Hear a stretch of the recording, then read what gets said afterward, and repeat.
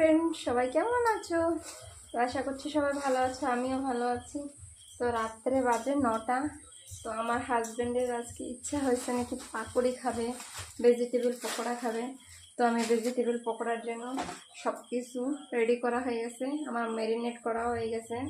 তো এখন আমি গরম গরম ভেজিটেবল পকোড়া বানাবো। কে কে খাওয়া বলো, জলদি জলদি চলে আসো আমাদের বাড়িতে। সবাই জানতে চাও না যে আমাদের বাড়ি কোথায়?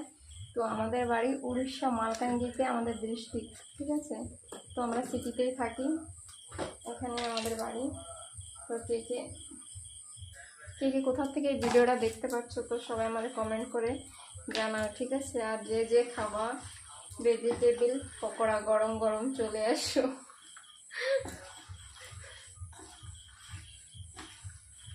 বর্ষার দিনে একটা ভেজিটেবল পকোড়া খাওয়ার একটা মজা কিন্তু আলাদা।